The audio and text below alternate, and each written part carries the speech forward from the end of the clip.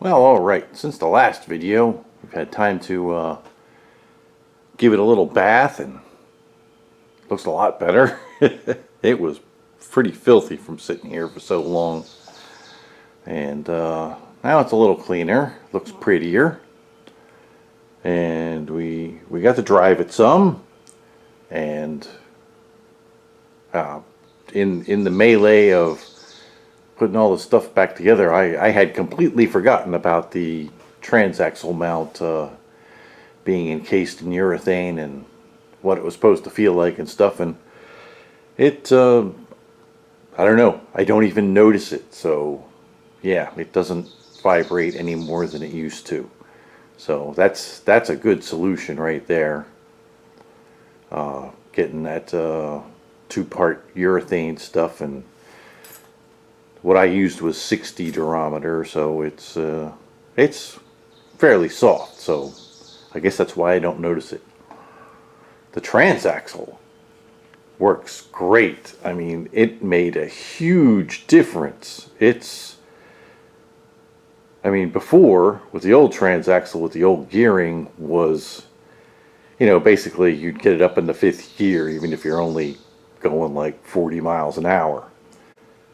I haven't totally gotten on it, like revved it out to 1,000,000 RPMs a bunch of times or anything, but so far, it's totally dry under the car, and no oil lines have popped off. I guess this weekend we'll get to rev it a little higher, and we'll find out if anything happens. I hope not, because wow, that was a bad episode. All right, well, let's go for a ride.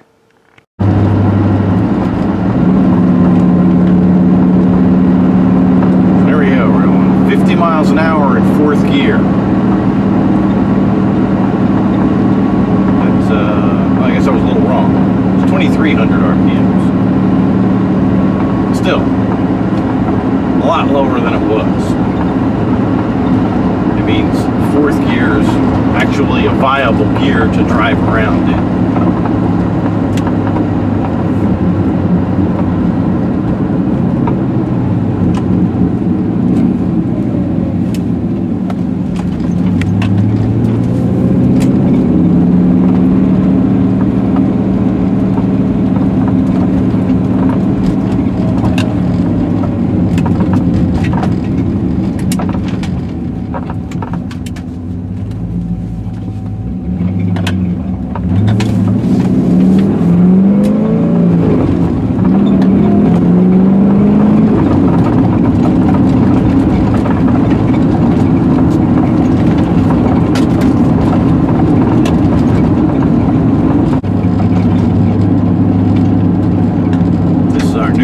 Steering wheel.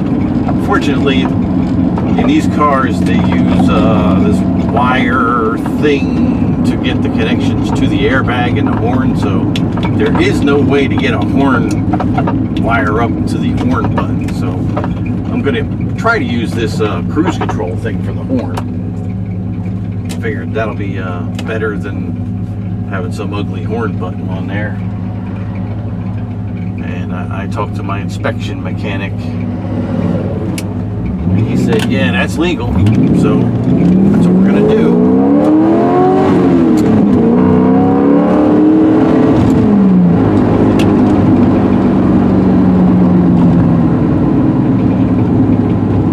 Well, so much for going 60 miles an hour.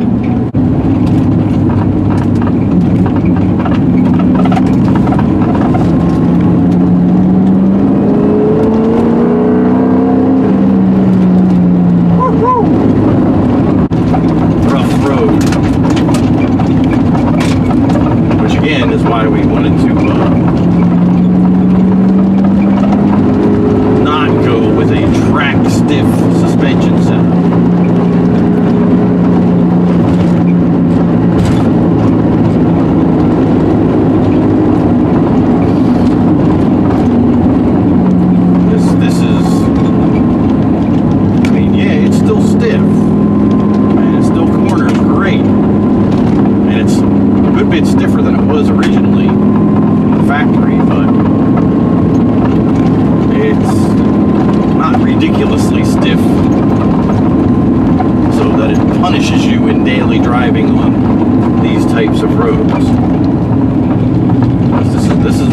live. So it's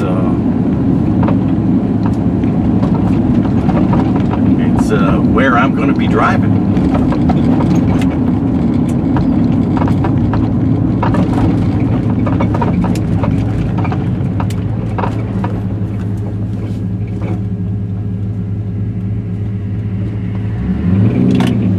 Took it and got some gas in it yesterday.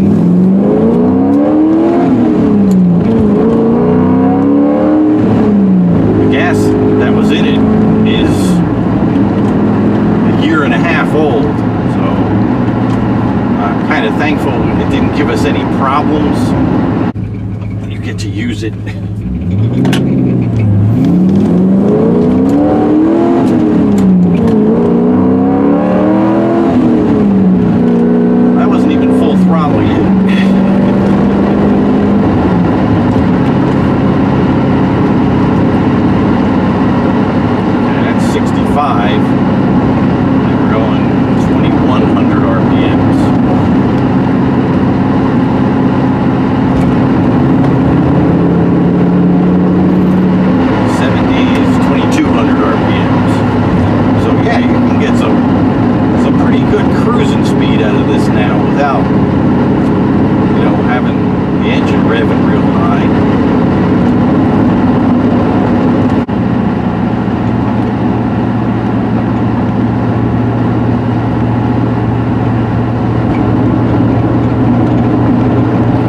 Other things we're going to be doing,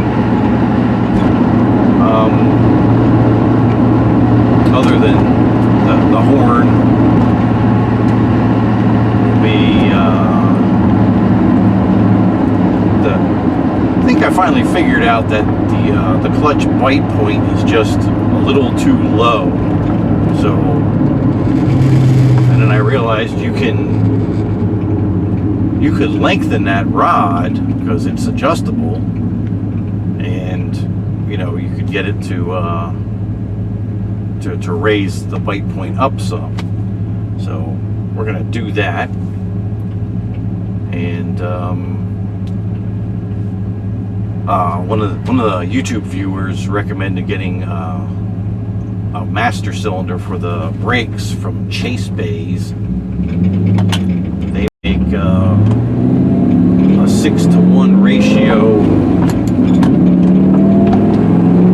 brake master cylinder that should get you a little more oomph out of the brake pedal. So right now, you really have to stand on the brakes to get it to stop. And it was worse when I first got the car back on the road the other day, but it's gotten a lot better there now. There must have just been like crap on the brakes and stuff, because I didn't clean them or anything or do anything. I just got in the car and started driving.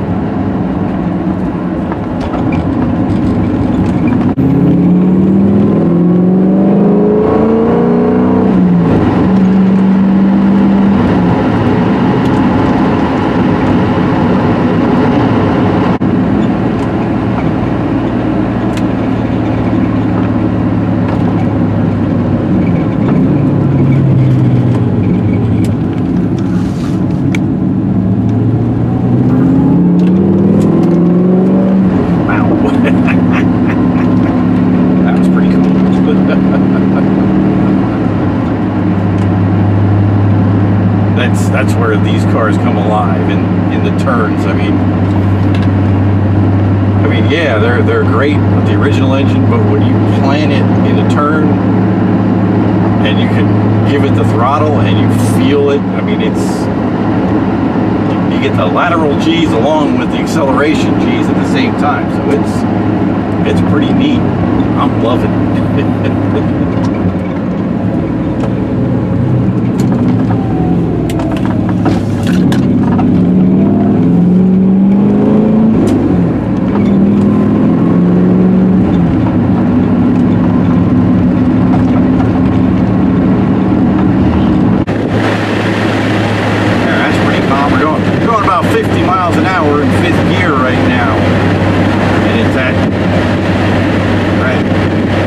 Less than 1,600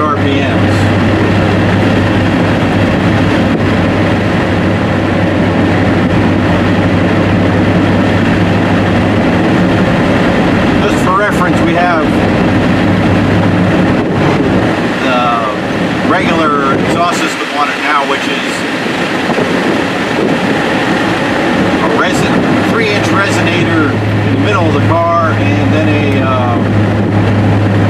a full-size muffler on the rear.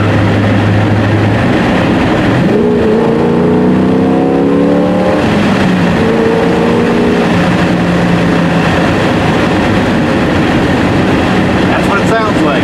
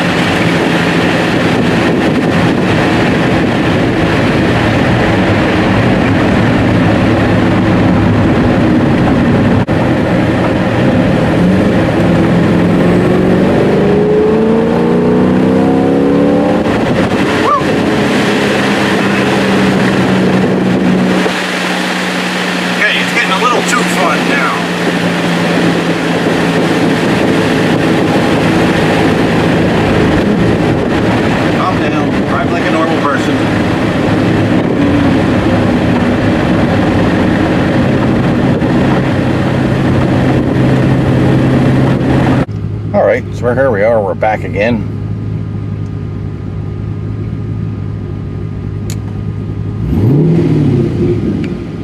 You can see everything runs pretty normal looking.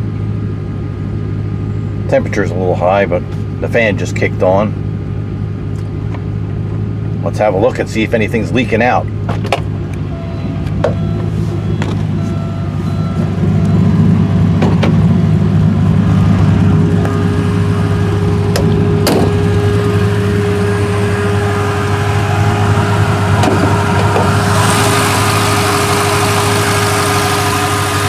There's what the engine looks like in there.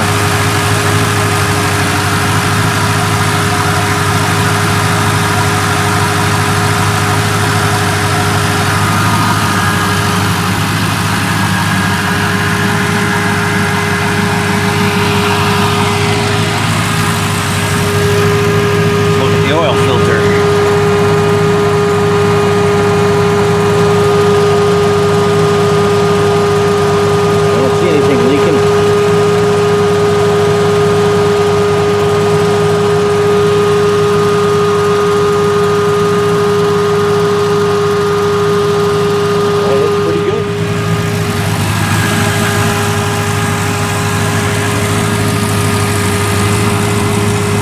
Call that ride a success. Man, this thing is fun to drive. Wow. Can't wait to get it legal. It'll be awesome.